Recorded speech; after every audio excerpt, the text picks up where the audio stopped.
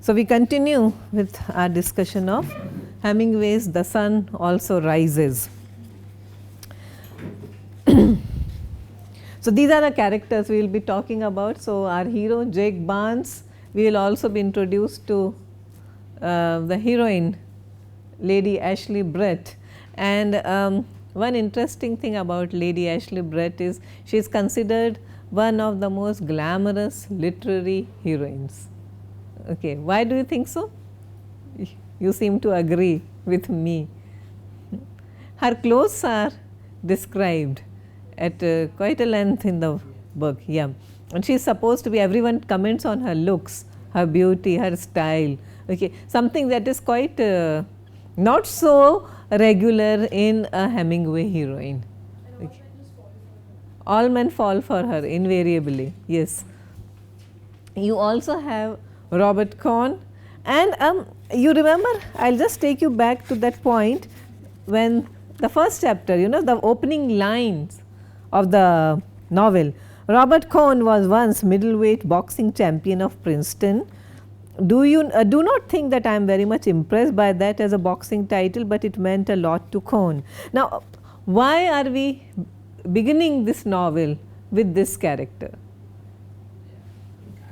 I was also wondering why it began. Good. Because like after that first chapter, like it slowly goes into Jake and it goes to Jake's story afterwards. Yeah. Completely. Yeah, but then you know so it is also called, you know, Hemingway's deceptive style. It's part of Hemingway's carefully cultivated deceptive style. He puts forward a false hero. Okay, so you know the hero, who is a hero? It's a hero's journey. We have been talking about the archetypal hero, right? So most stories are about a heroes, and Hemingway's heroes are great archetypes. Don't let anything else fool you. They follow that pattern. There is an arc of a journey for all his heroes, even the old man and the sea. He is an old dying man, but there is a kind of an arc. Okay, there is a journey. It may be spiritual, it may be self-discovery, but there is a journey. Talking about Brett, it's quite interesting to see that she is shown as an androgynous character. She has a very short hairstyle, and that's how, and also I don't know how women were characterized during those times, but here in the novel you can see that Brett's desires towards Romero is shown in the book. Like, I don't know generally how it's written in books, because women's desires might not be But you know, yeah, I get your point. Brett is from the beginning portrayed, since you character of Brett interests you, let me take you to now this point where we first see Brett. A crowd of young men, he is already with George. Are you with me now? Okay. Before this, you know, we are talking about chapter 2 now, and where on a particular street our hero encounters a woman called George. Okay, so not Georgette, but George. Okay, and George is quite lovely to look at. She is a typical, who is she? She's a prostitute. She is a streetwalker. Yeah, she gets picked up by Jake. But the problem is, my question is, we all know what is Jake's problem. Okay, let's not articulate. If that's a problem with him, why pick up a prostitute? Because he wants to feel. Exactly. It's not like he's hiding. It's not like he's out there to project his masculinity. But he still has desires. He still has desires. Okay, there may be a physical condition, but he still has desire for female company. Okay, and this is interesting. Okay, because we are talking. So this is one aspect of masculinity. Yes. So at some level, even Jake performs. We have been talking about performing gender roles. Yeah, and you know, generally when you walk inside a bar, a dance club, a night, you need to have, it is a must in, you know, it's a social etiquette. You just don't walk in and walk out like a predator. Okay, otherwise that you give that impression that you are just on the prowl.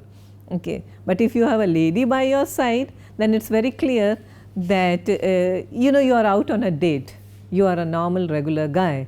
Okay, therefore it is necessary to walk in and walk out. You may not walk out together, but it is necessary to walk in together.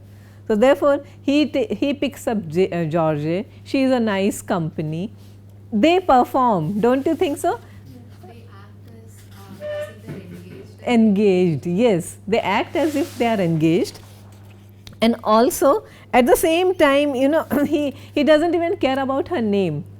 She is George something, and then Mrs. Braddock is quite fascinated. Are you related to those people? And she said, of course not. I am not related to anyone. I am not. I'm someone else. So it's all like playing a game. Before they know that they have to indulge in certain kind of a small talk, and what else is there to talk about? Okay, so what are we talking about? The lost generation. Okay, there is nothing to do. So what do they do? What do these people that belong to the lost generation they do? They are expatriates. They have a job to sustain themselves. Of course, it is, but they travel a lot, but aimlessly. They enter into, yes, relationships, but aimlessly, meaninglessly. It's not. So look again, consider Frances and Cohn's relationship.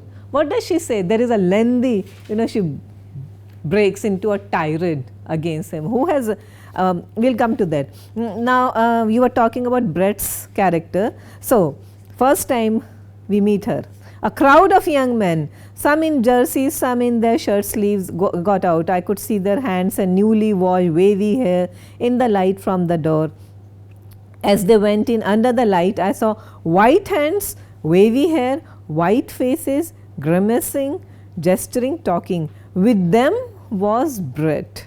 She looked very lovely and she was very much with them. Any comment on this? She was very much with them. I think she can just hang out with guys very comfortably. Yes. Even on that trip to Spain, it's 4 guys and Brett. And keep everyone's attention on her. 3 And guys. the implication is that she has been with them sexually, with all of them. Okay, except Jake. Except Jake. Okay, because when she first meets Jake, he's already wounded.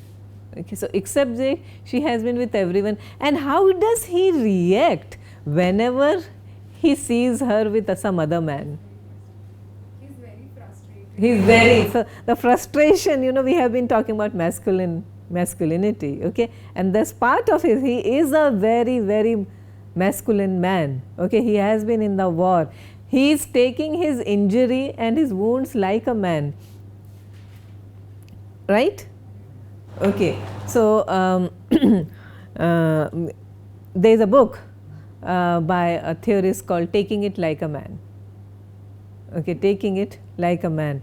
So it's like he has taken his every injury like a man, and he intends to take Brett's various dalliances and alliances also like a man. But can he? That's the question. So the entire construct of masculinity is problematic or problematized because of that. He is that generation of men who is supposed to take it like a man. He is not supposed to show emotions. Does he show excessive emotions? Never. It's always inside. Yeah, and he is very much a man. There was a question, you know, when the novel first came out and it received great critical and commercial success, and an interview questioned Hemingway, so what is exactly Jake's problem? Okay, and yeah. Sometimes Jake is frustrated with Brett's relationship with other men, but at other times he also encourages her to have relationship with say Romero. No, it's not encouraging, it's more like, you know, I can't He's do it. what he Yeah. needs. But he always, He's being a good friend to her. Yeah. but he doesn't like Cohn's relationship. That's with- anti-Semitism, Yeah. right? Yeah. Okay. But then also there is Mike, and with Mike also there is a very interesting kind of a relationship. But Romero is a kid. Yeah, he is never perceived as a real serious threat, just as a passing sexual dalliance. Brett is this collector Who Collects collects, men. yeah. different Yeah. kinds of men. Yeah, so does that answer? No, what were you saying before that about the Please. interview question? Yes, we got, yeah. So what he's asked by the interviewer that what is his problem? And he says that, usual Hemingway answer, the way he writes his books. He doesn't give you any. He says, he is unable to culminate the relationship, but he's a man. So that interviewer went on pressing him. But then, what kind of an injury? I mean, the question was, what has he lost? What has he exactly lost? Okay, and then in typical Hemingway way, the answer or response also comes. Hemingway's response was, he is a man. Okay, so I am giving you the edited version of his response, and the bottom line is, he is a man. Okay, so don't think that anything has been, so there is an injury, there is a wound. He is not going to name it for you. Yeah, so that's the central conceit of the novel. It runs through the novel. But then you want to see it as a conceit, as a metaphor. You can also you can theorize it. The lost generation, what have they lost? It cannot be exactly pointed out, okay, but there is an immense sense of loss, okay. So it's not like something has been severed off, something has been, but something died out after the war. You are no longer the person you used to be. That's the idea. So if you want to read the, the subtext of the book, there is an idea. Okay. One of them saw Georges and said, I do declare there is an actual harlot. I am going to dance with her. Let you watch me. The tall dark one called Let said, don't you be rash. The wavy blonde one answered, don't you worry dear. And with them was Brett. I was angry. Okay, so it's always there. He's always angry whenever he knows there is nothing he can do about it. Okay, and Brett will be Brett. She is not going to be, she cannot be tied down. So there, do you know that there comes a point where one of them who raises this option that why can't we just be together? Jake. Good. Jake says let's be together. Okay, because we can't live without each other. But she said that then you know me. Yeah. I can't change. That is female sexuality. Did I answer you now? Okay, so she is. With regard to her appearance, isn't this the flapper fashion era? Yeah, right. So I think that's why she's like that. So, but flapper fashion era. And flappers are very much a 20s construct. We are talking about 1920s, early 20s fashion. Okay, and we should think about someone like Coco Chanel. Coco Chanel, okay, and Coco Chanel was the kind of woman who, or the fashion designer who, she herself has short hair, so it was, and she encouraged that androgynous look. Okay, see why? Now we are into fashion, so let's talk about why androgyny, why 1920s and androgynous fashion, and why did Coco Chanel become such a big superstar in fashion?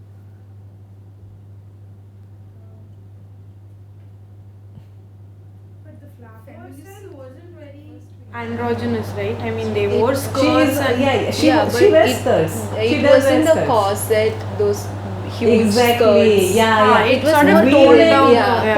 Post during the World War, when men went away to the war, the women were actually pushed into working the workforce. masculine. Yes. Yes, so they started, but it's not like,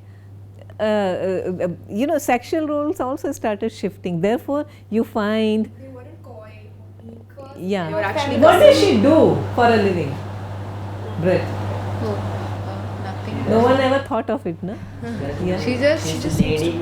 yeah. She's a lady. social. Okay, ladies don't have, but her husband died very early. I mean, we never get to know who exactly. They are very vague about her first marriage. There was second marriage also. That's what he tells. You know, once he is very frustrated and Robert Cohn asks these prying questions about her, and then Jake just loses it, and he says, yeah, she married 2 times, but not for love. She has been married, so she has a record of getting married 2 times, yeah, but not for love. So she is that kind of a woman. But now we really don't know how much money has this man left, because there is a count also. Who is that count? The Greek count. Yeah, Mnepopolis. Why was the count there? He is also part of the lost generation. He is an old man trying to be cool. You see, the lost generation was all about being cool. Okay, and for Brett, an old man, but a wealthy old man, and who is also sexually active old man. He would do temporarily. Yeah. Because she says, she is very clear about her desires. I may love you, I won't live. I cannot live the kind of life you would want. Yes. The Count is also well aware that she is not going to stay. The Count is very aware of himself. He does not stand a chance with the other young men. Yes. But he know he is wealthy and there are certain things he can offer. He can offer her. Yes. So there is an offer he makes. I'll give you 10,000 or 2,000 pounds or something that translates into 2,000 pounds, and you come with me to France. Yeah, okay, no, they are already in France, sorry. Come with me to Cannes, yeah. So there is an offer, and she says, I know too many people in Cannes. And there is something else, yeah, Riviera. Okay, I'll take you to Riviera. No, I know too many people. And then there is a repetition of this. I know too many people there, too many people there. What does it mean to, I know too many people there? She has had alliances with several people. It's not why would you deny going to places, because they know what you are. So that ladyship also is quite suspect. Yeah. So how does she make her living? Hemingway is very ambiguous about that. Yeah. But is he judging people? Anywhere does he except Cohn, poor Cohn, he gets it from everyone. Yes. So even from the writer doesn't like him too much, right? And you can see that Jake Barnes could as well be Hemingway himself. You know, a writer, an objective, detached writer, observing the universe around him. It's his first novel. First novels are generally quite personal, yeah, quite autobiographical. Falling in love with the nurse, okay, all those anecdotes are here. So it could be. And then look at the way they just drop Georges. What does he do? He gives him the receptionist some a 50 franc. And says, if she asks for me, give it to her, otherwise return it. Yeah, otherwise please keep it safe for me. Okay. So what kind of an attitude is that now? Dispensable, dispensable. Everything is dispensable. You are not attached to anything, and that is again a very typical Hemingway trait. Everything is dispensable. You don't get over attached to people or things or any. Yeah, therefore you can just walk out of your, that is also part of masculinity. You be detached, you are a man. You get attached and emotional, your masculinity is under. But again, it is a novel which you can read as an exemplar of crisis of masculinity. Yeah, all Hemingway heroes reflect that trait. You know, so they are not the kind of men that have been historically imposed on us. So this is a set of this kind of man. He takes a lot. Okay, but he also lets us see his suffering.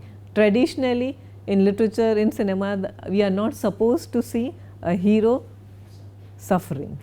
Okay, but here his wounds are exposed to us, and he is quite protective of his hero. Don't you think so? Yeah, very respectful, very protective. The street was dark again, and I kissed her. Our lips were tight together, and then she turned away and pressed against the corner of the seat.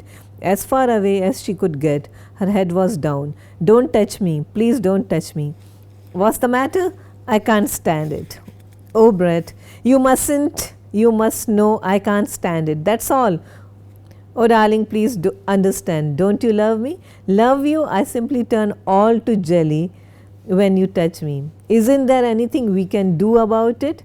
She was sitting up now. My arm was around her and she was leaning back against me, and we were quite calm. She was looking into my eyes with that way she had of looking that made you wonder whether she really saw out of her own eyes. They would look on and on after everyone else's eyes in the world would have stopped looking. She looked as though they were nothing. There was nothing on earth she would not look at like that, and really she was afraid of so many things. And there is not a damn thing we could do, I said. I don't know, I don't want to go through that hell again. We had better keep away from each other, but darling, I have to see you. It isn't all that you know. No, but it always gets to be. That's my fault. Don't we pay for all the things we do, though? When I think of the hell I have put chaps through, I am paying for it all now. Yeah. Now see, so much is said, but it's all extremely ambiguous. Yeah, obscure. So deliberately obscure. And where do you get the sense that Jake has a physical problem? There's nothing that we can do about it. Yes. And I have to be, I am made certain way, I will be like this. So she is a woman of desires. She has no qualms in accepting her desires, and therefore she, and why do you think that she, well, there is a particular scene which may have struck you as very peculiar. She comes banging at his door in the middle of the night, or is it early morning, 4:30 a.m. in the morning, right? Have you read that part? No, in Paris, with the count. She comes pounding, and there she has a scene with that concierge, and the concierge says, you know, she is a little tipsy and all that, and she is not allowing her in, and but anyway she manages to barge her way in, and she comes, and then Count comes, and Count is in the car, and they bring champagne and what not. Why do you think, what's the place, why place that scene in the middle of the novel? Why do you want to have that? How much they rely on each other. Okay. He just brought me here now, offered $10,000 to go to Biarritz with him. How much is that in pounds? Around 2,000. I heard Brett's voice, half asleep. I had been sure it was George's. I don't know why. She could not have known my address. Okay. And then this conversation, Biarritz with him, around 2,000, lot of money. I told him I couldn't do it. He was awfully nice about him. Told him I knew too many people in Biarritz. Brett laughed. I say, you're slow on the uptake. I had only sipped my brandy and soda. I took a long drink. Now this is Hemingway's long drink. Okay, it has to be filled with meaning, saturated with meaning. It's not just a sip. He took a long drink. And when? Why? When does he take a long drink? When she says, I know many people there. And he knows, knowing Brett, what that means. So therefore he needs a long drink to be able to stand this. That's better, very funny. Then he wanted me to, that's better. That's her comment on that. On what? When he takes a long drink, right? What is she trying to do? Hold his liquor, yes. And also the fact that I am telling you that I have been with men. Okay? It's like, to her, him being sober is a nuisance. Like, she wants yeah, reaction from him. Okay, she knows that he can't do anything about it. Okay, but she is still the, it's a very complicated, she wouldn't leave him alone. That thing also comes, at some point that I know that you are not going to leave me alone. And there is also a point where, do you remember that line where he says that so typically Brett, she only wanted what she couldn't have. Yeah, that's her character. Yes. No, not in just in Romero's case, but also she was his nurse and she nursed him and she knows the nature of his injury, and then he said that she fell in love with me. That was so typically Brett. She only wanted what she couldn't get. It's not like he was attached. Do we get to know any of his previous attachments or relationships? I mean, Robert Cohn's history is given: mother, father, yeah, previous wives. We know everything about Cohn. Heroes kept in love. Yeah, Jake Barnes is treated so delicately. What about his before the war? Okay, what was the nature of his loves and lives and his relationships? We are never told that. Okay, why do you think Hemingway is doing that? In fact, except Cohn, we don't know much about any other characters' past. Yeah. Brett, we get flashes, but we don't really know what she What has was the done. nature of her relationship with her previous husband? Yeah, but then what kind of a girl is she? Again, so she is a very sexual creature. She is a very desirable woman. Okay, she lives well. Okay, but her she is maintained. She is a high maintenance girl, but she has to be maintained by a rich man at any point. Okay, there is a desire for men, but Mike also, when Mike enters her life, But Mike is dead. yeah, but there is a hope that he will get rich, that he is going to come into inheritance. Robert Cohn also, I got very interested. Maybe I am falling a little behind this schedule, but let me take you to chapter 2 for a moment. From Brett, we will go to chapter 2, since we are talking about masculinity and all. That winter, Robert Cohn went over to America with his novel, and it was accepted by a fairly good publisher. His going made an awful row, I heard, and I think that was where Frances lost him, because several women were nice to him in New York. Women were never, his first wife left him for a miniature painter. Yeah, so what a blow to masculinity. So men here really get it from women, right? Yeah.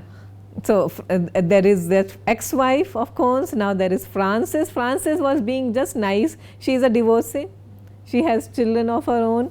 She finds Cohn. Cohn is grateful for quite some years, because women have never been very interested in him.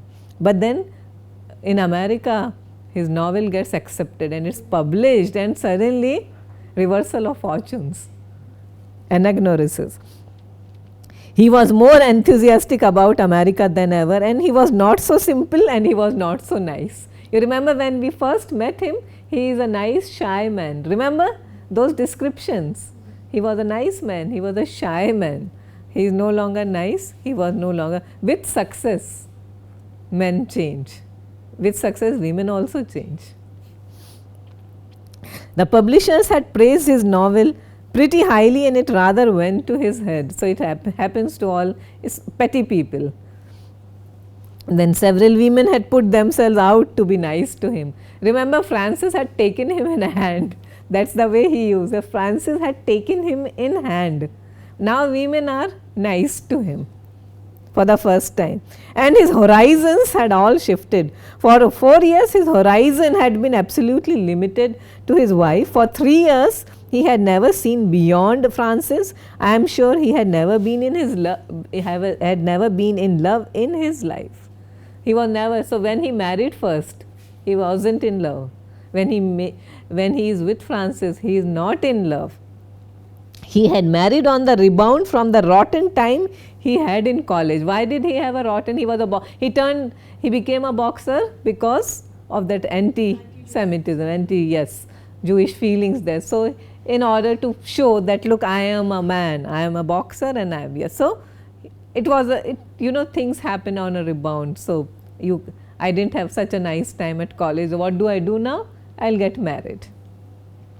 And Francis took him on the rebound from his discovery that he had not been everything to his first wife. He was not in love yet, but he realized that he was an attractive quantity to women because he is successful now. Okay. So, his horizons have broadened. With success, he becomes attractive and his horizons broaden. Don't you find it's a very nice example of irony and satire? That's the way life is. You acquire success and even the most unattractive person becomes attractive in other people's eyes.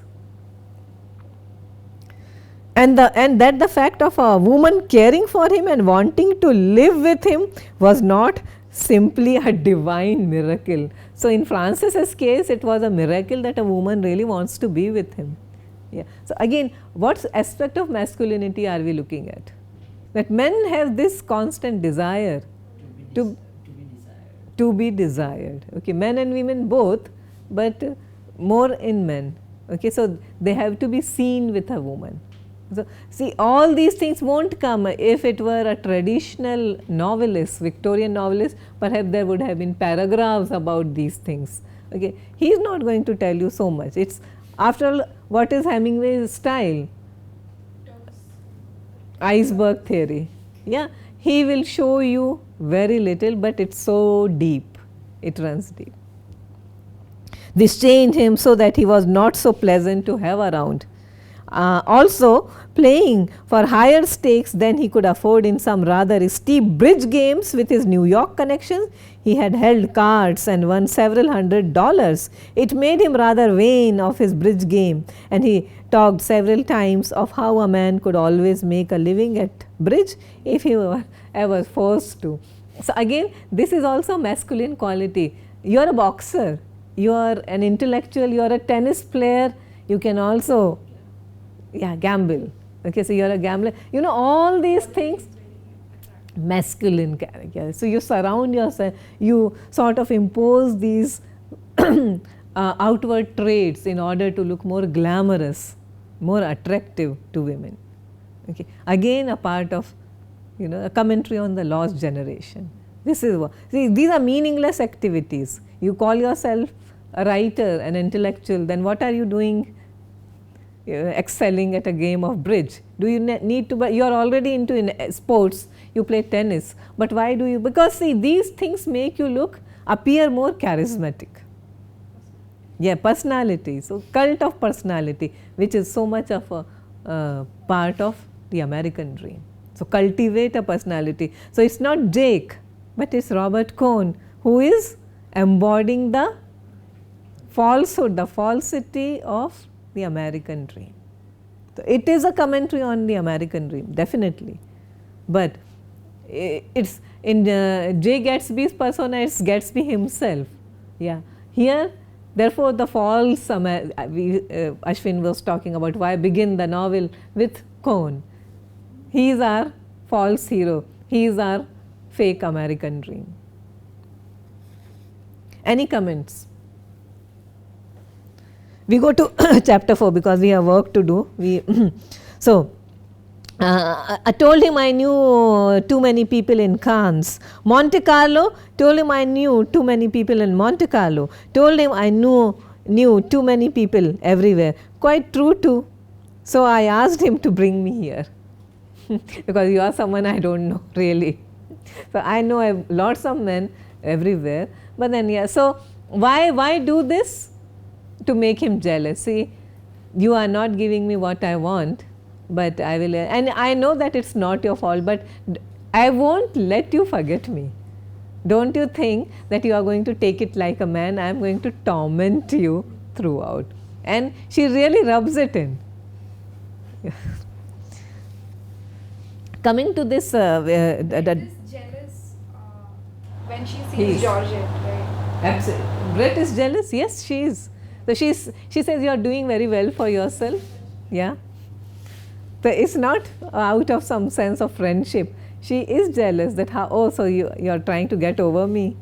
Yeah. So, if we can't be together, you shouldn't be with anyone else also. So, because she has seen him with Georgette, it is so important that he sees her with the Count. don't look like that. Told him I was in love with you. True too. Don't look like that. He was damn nice about it. Now poor Count, what choice does he have? And his masculinity too. Okay, it's good to be seen around with a woman like Brett. Everyone wants to date her, right? And she has chosen him because she knows he's harmless. Okay, he wouldn't come, and he's also very rich. So he can buy all these expensive things for her, a bouquet of roses. He can also buy this expensive champagne. He has a limousine with a driver. Okay, so it's good to have a man around, someone like him. Okay, and he wouldn't make demands on her. Yeah. So again, a part of what we are talking about, the lost generation, a generation that had lost its bearings, that had lost its sense of morals, decadence, yes, to a large extent, the jazz age. We were talking about men and women and the equality, the entire phenomenon of gender equality. Okay, so yes, she represents that. He too, men around her are extremely open to whatever is going on here. Okay, nobody questions, nobody judges anyone. Except that no, it's not really judging, but in that instance when Ramirez is seen with, like, Brett and Romero are seen together, the owner of that hotel, like his attitude changes completely at that moment. It's more with the love of bullfighting, because of his love for bullfighting, but also there is this attitude that woman will spoil the boy. That's again one factor is that the age difference. Yeah, he's 19, she's somewhere in her 30s. Yes, That he's supposed to follow. exactly. So you can think of the sibling society now. Okay, that man has sort of hopes and dreams of this boy. He has been nurtured. Okay, and bullfighting, the so-called matadors, it's a big business in Spain, and they are really revered. A matador, it's like epitome of success. Yeah, you are there, up there, because you are an artist of a kind. Okay, and matadors are not those physically tough boxer kinds.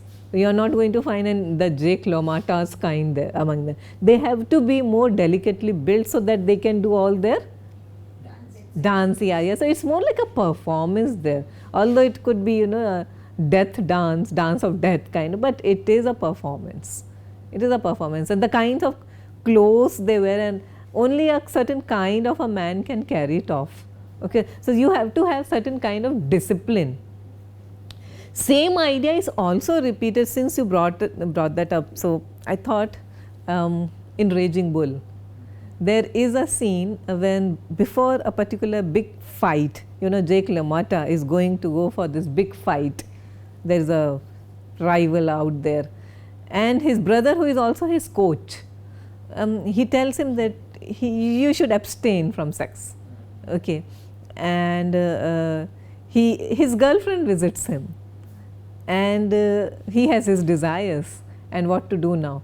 Okay, and it's a beautifully crafted scene. Okay, what to do? I mean, you are almost there, and everything is within your reach, but you have been trained and coached what to control your desires and emotions. So you are supposed to do the. Please. Kind of scene is there in this book also, like where Romero's brother is actually with him, Yeah. like, as one of his men, and there is this one scene when like she is going after lunch or something. She has lunch with them and she goes there after him. Goes to him after lunch, even though his men had advised against it. Yeah. Like that's the day before the Fight. The fight, Yeah. And then we also know that trouble Romero gets in because of that. Yes.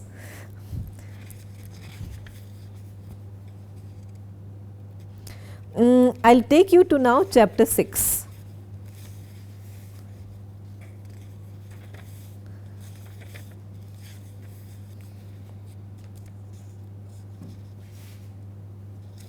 Francis's part. I don't know how to, which page that's for you. Chapter 6, I skip 4 pages, you are there. And she talks to Jake. Would you come over with me to the dome? You will stay here, won't you, Robert? Come on, Jake. What's the matter, Francis?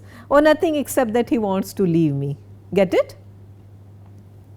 Are you there?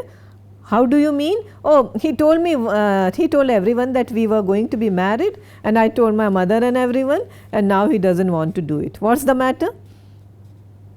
He's decided that he hasn't lived enough. I knew it would happen when he went to New York. Now he's already in his 30s. You know, there is this reference to the particular book that he has read in his, The Purple World. Yeah. Now, what is that purple world about? He tells you something about this Hudson. And Hudson has written this book called A Purple World, which is all right when you read it when you're young. But for a man of 34, reading a book like, you know, a romantic adventure of kinds. It's not really, really intellectual, but kind of a romantic novel, okay, for men. And this is how a man should be like. So again, you are commenting on what? Masculinity as seen through? Yes, but purple, I am still in that purple land, purple world. So masculinity as seen in pop culture. Good. In pop culture. So this is the way a man should be. You see, you read a Raymond Chandler novel, and you read a Dashiell Hammett novel, and all those detective, hard-boiled detective heroes. You are supposed to be, a man is supposed to take it. So Purple World, the title itself tells you it's a world of decadence, and it's a world of romance and adventures, and but in a very pulpish sort of a way. So this is what, but he has read it when he was already 34, and it's a very dangerous book. And again, it's a commentary on writers and writings. So you will find there is a lot of self-reflexivity here. Yes. Constant references to journalists. Like Mencken. Yeah, Mencken. Yeah. So Henry Mencken, who was a great linguist and also a great journalist, and there was a time when he was like, you know, his word was the last word on everything. And if he says, Mencken says something, then you better. So Mencken says that Paris is boring. So people like Robert Cohn, they say, yeah, Paris has nothing to offer. What sort of a mindset is that? Populist, conformist, herd mentality. You don't have a mind of your own, but you become what? A pastiche of everything that you are reading and encountering. So every experience should form you and should shape you, but to take everything so literally without going through the experience yourself. You have never been in love except by reading The Purple World.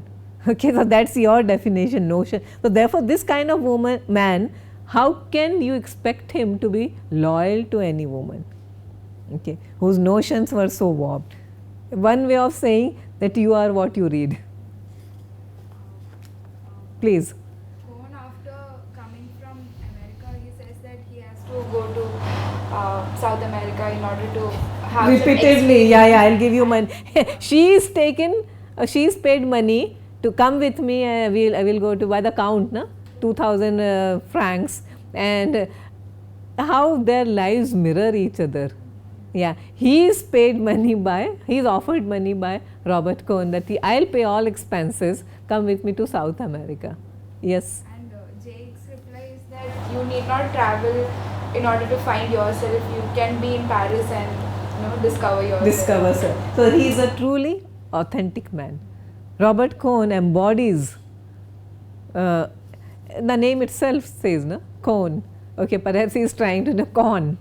You're conning your way through life. Okay, self-deceptive.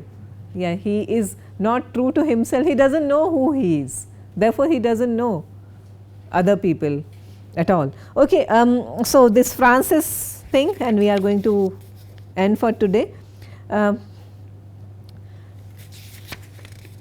Okay, yes, about my going to England. Oh, Jake, I forgot to tell you I'm going to England. Isn't that fine? Yes, that's the way it's done in the very best families. Robert is sending me, he's going to give me £200 and then I'm going to visit friends. Won't it be lovely? The friends don't know about it yet. What? That the marriage is off. He's not going to marry her. She turned to Cohn and smiled at him. He was not smiling now because the promise was that I'll give you $100 and you go, and now she says he's going to give me 200 and he was not smiling anymore. The relationship is based on material things. You were only going to give me £100, weren't you, Robert? But I made him give me 200. He's really very generous, aren't you, Robert? Again and again, I mean, look at the sentence structure, the syntax of it. The tags. Okay, so you have to, tags are used so that you better say yes to whatever I am saying. You have to come around to my way of thinking. She was that kind of a woman. She had taken him in hand, remember, and he is still in her hands. He doesn't respond or retort in any way. He just takes it. I do not know how people could say such terrible things to Robert Cohn. There are people to whom you could say not say insulting things. They give you a feeling that the world would be destroyed, would actually be destroyed before your eyes if you said certain things. But here was Cohn taking it all. Okay, so taking it all, but then he is not taking it in the sense that taking it like a man. He is not taking it with some certain degree of fortitude. He is taking it because he is a weak character. Okay, he doesn't know what to do. Okay, it's not like he can retort. He doesn't even know how to. Yeah, he is such a weakling, and he is the real weakest. Although he can beat everyone to pulp, but what sort of a character is that? Is he a really strong man? No, he is a bully. He is a villain. How can you say such things, Francis? Listen to him. I am going to France. I am going to visit friends. Ever visit friends that didn't want you? Oh, they'll have to take me, all right. How do you do, my dear? Such a long time since we have seen you. And how is your dear mother? Friends will make a small talk. But nobody wants me, but I have nowhere to go. What do I do? And because of you, I am left in a lurch like this, situation like that. She put all her money into French war bonds. Yes, she did. Probably the only person in the world that did. And what about Robert? Or else very careful talking around Robert. You must be most careful not to mention him, my dear. Poor Francis has had a most unfortunate experience. Won't it be fun, Robert? Don't you think it will be fun, Jake? It's like, putting them in a spot. Okay, you are responsible for my misery. We'll skip a few because she keeps on there. She just a rant and it's all said with a smile. Yes, a sinister, cruel, cynical smile. Listen, Robert dear, let me tell you something. You won't mind, will you? Don't have scenes with your young ladies. Try not to, because you can't have scenes without crying. And then you pity yourself so much you can't remember what the other person said. You will never be able to remember any conversations that way. Just try and be calm. I know it's awfully hard, but remember, it's for literature. We all ought to make sacrifices for literature. Look at me. I am going to England without a protest. All for literature. We must all help young writers. Don't you think so, Jake? But you are not a young writer. Are you, Robert? You are 34. Still, I suppose that's young for a great writer. Look at Hardy. Look at Anatole France. He just died a little while ago. Robert doesn't think he is any good, though. Some of his French friends told him he doesn't read French very well himself. He wasn't a good writer like you are, was he, Robert? That's really hitting below the belt. Anatole France, and he was not. His friends told him that he wasn't a great writer. Therefore, Robert also thinks he's not. That's how Robert forms his opinions. How his friends. Someone else has to tell him. That's what you are, and you're such a crybaby. You don't cry before women. Anyway, they don't respect you. I mean, it's like totally demolishing the man. She's talking to him like as if he's a child. Like, He is a child. Won't you do that? Yeah. Because she has taken him in hand, and now for the first time, he feels he is in love with Brett. The entire thing that he differs from getting married is because he has fallen in love with Brett. We are finishing it. He wasn't a, yeah. Do you think he ever had to go and look for material? What do you suppose he said to his mistresses when he wouldn't marry them? I wonder if he cried too. Oh, I've just thought of something. I know the real reason why Robert won't marry me, Jake. It's just come to me. They have sent it to me in a vision in the Cafe Select. Isn't it mystic? Someday they'll put a tablet up, look like at Lutz. Do you want to? It's like a revelation tablet, 10 commandments. Suddenly something has struck me. Okay, why? You see, Robert always wanted to have a mistress, and if he doesn't marry me, why then he has that one. She was his mistress for over 2 years. See how it is. If he marries me like he has promised, like he always promised he would, that would be the end of all the romance. Okay, and then as I really don't know why Robert took all this. So that's one way the women can discuss, totally demolish men. So we are again the same thing, crisis of masculinity. Robert Cohn is a perfectly normal, healthy man, but the way he is demolished by men. So thank you very much. We'll continue tomorrow.